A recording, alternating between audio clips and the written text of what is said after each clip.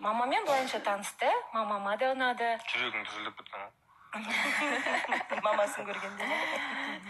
Мама енді жалпы былай біледі ғой, сырттай таниды, сондықтан таныстық. Туф, не деген махаббат. Керемет. Тойыңды 50 жастағы кісілер сияқты тойлап жүрші. Иә. Жоқ, енді мамамыз екеуміздің туған күніміз бір күнде болғандықтан менің мамама сыйым той жасадым мен.